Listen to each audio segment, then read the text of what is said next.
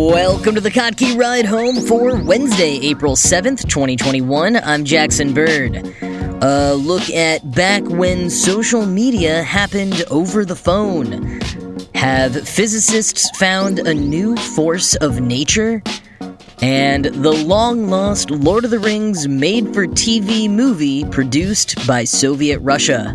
Here are some of the cool things from the news today. I'm sure you've had this thought sometime in the past year. What if the pandemic had happened before we had such widespread access to and applications for the internet, before video conferencing for work and keeping in touch with people, before social media as a means of both information and communication with people beyond our own pod? I actually think that parts of it would have been pretty similar, if a bit more clunky.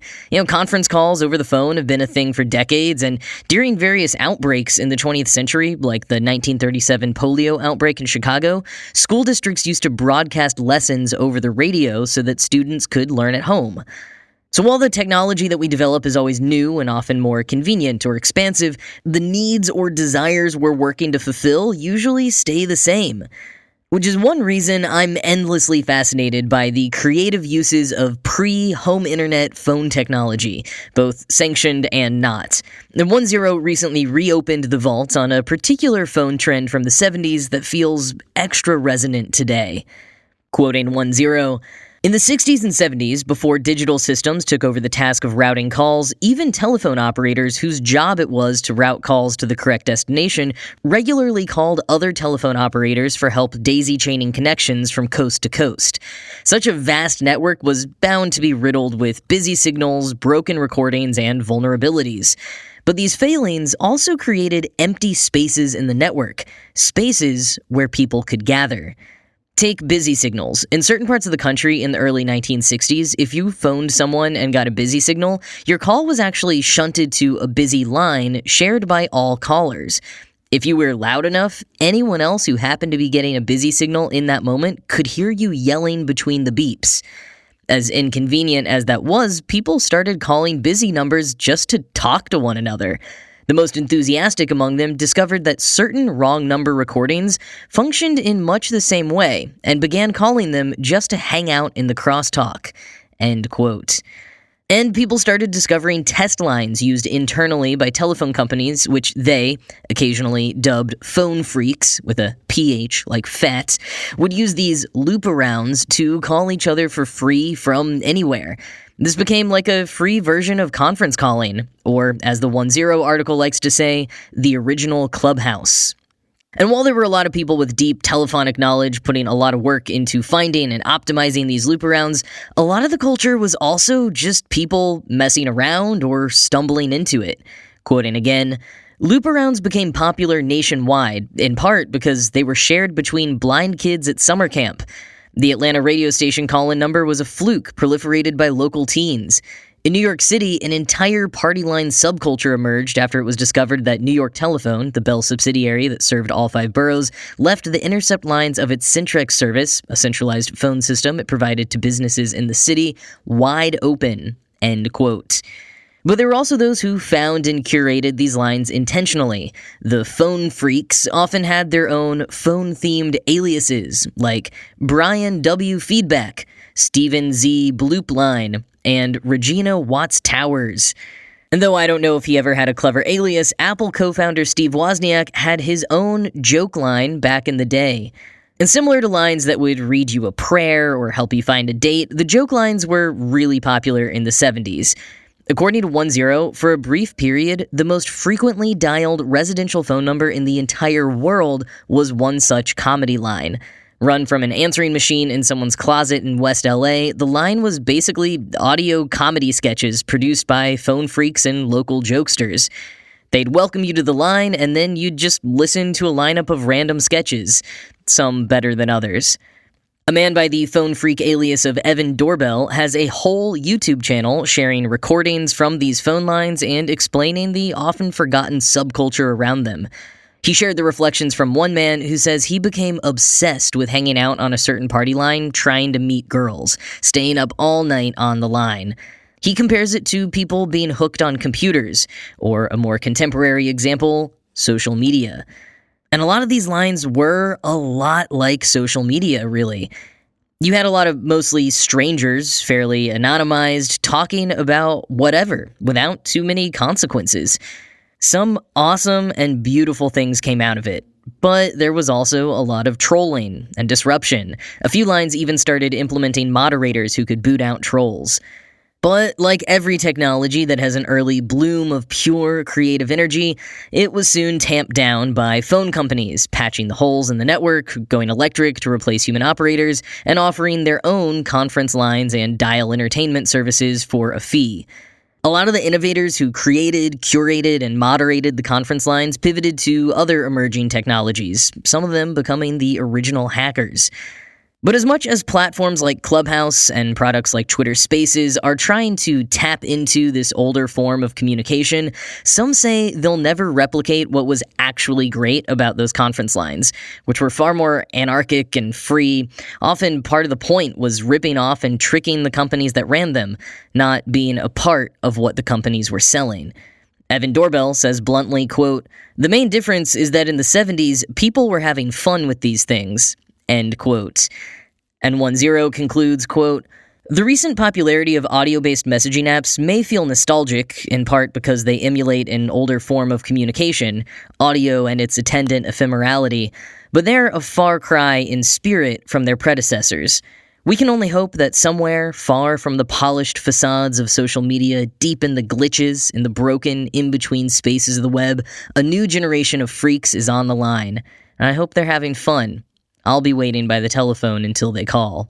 End quote. And here, if I could afford the rights to it, is where I'd play you out with Blondie's Hanging on the Telephone. So just imagine that in your head.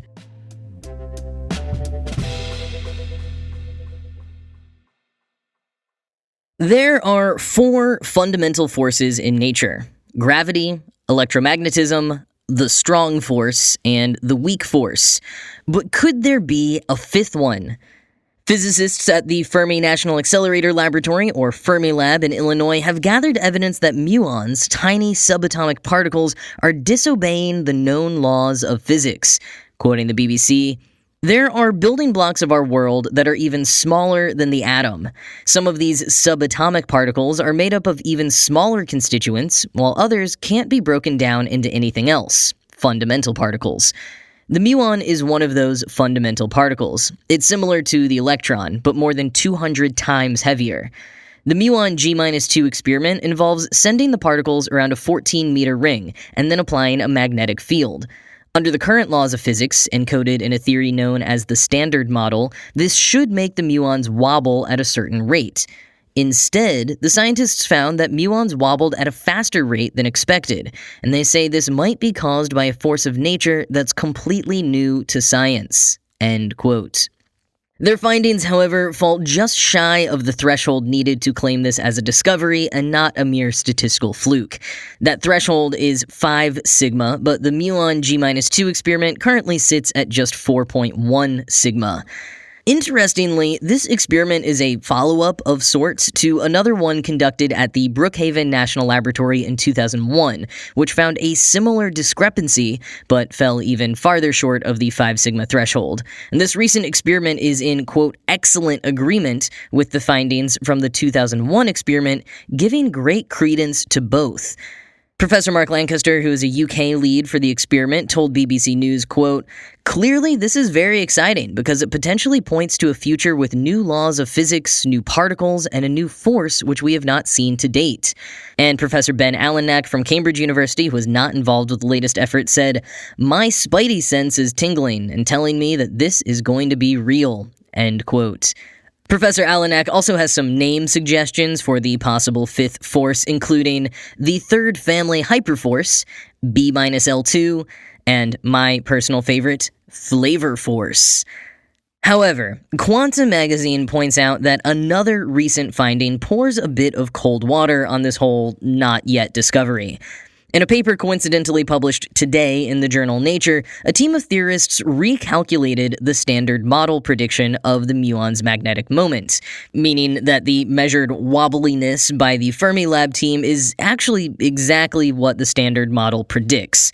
Quoting Quanta, The team of theorists known as BMW calculates this term to be considerably larger than the value adopted last year by the consortium, a group known as the Theory Initiative. BMW's larger term leads to a larger overall predicted value of the muon's magnetic moment, bringing the prediction in line with the measurements. If the new calculation is correct, then physicists have spent 20 years chasing a ghost. But the Theory Initiative's prediction relied on a different calculational approach that has been honed over decades, and it could well be right. In that case, Fermilab's new measurement constitutes the most exciting result in particle physics in years. End quote.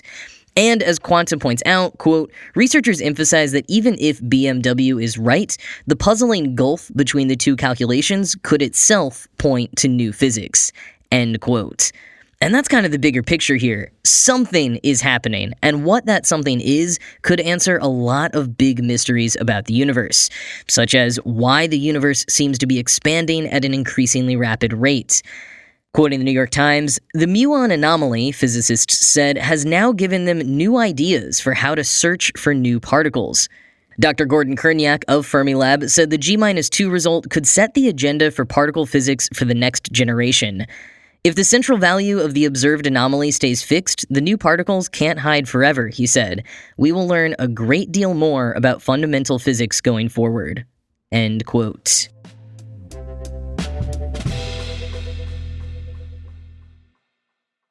We've all got our opinions on the Lord of the Rings adaptations. Perhaps you prefer the 1977 Rankin and Bass animation to the 2010s feature film trilogy.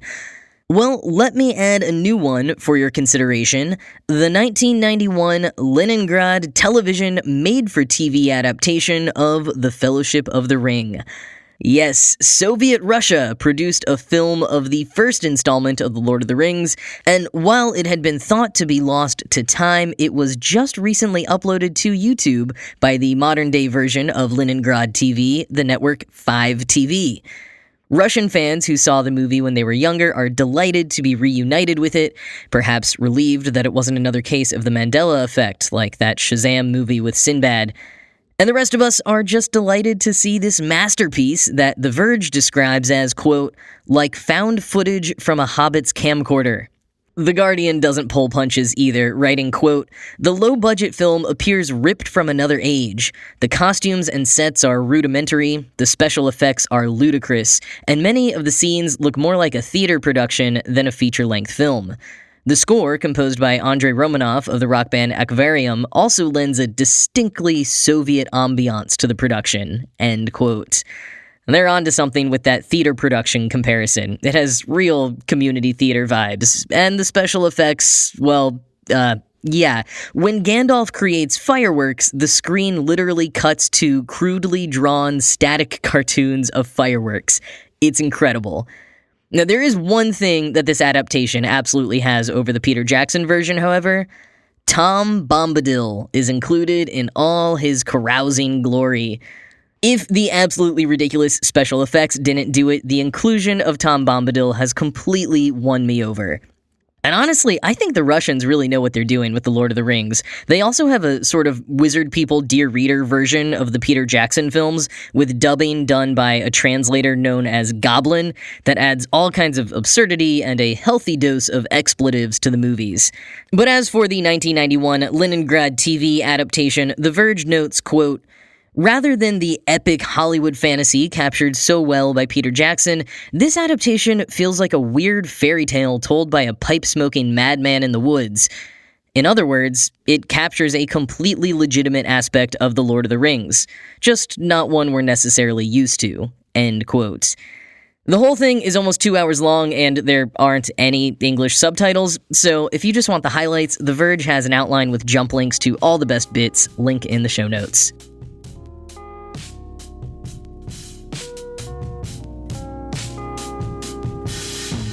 So there's a new documentary that's hot off the festival circuit and recently hit on-demand streaming. It's called The Emoji Story. Now, it looks like a very fascinating watch if you are someone who doesn't know anything about how emojis get approved. If you are familiar with that process, however, I think it's not quite as groundbreaking as the trailer tries to make it seem.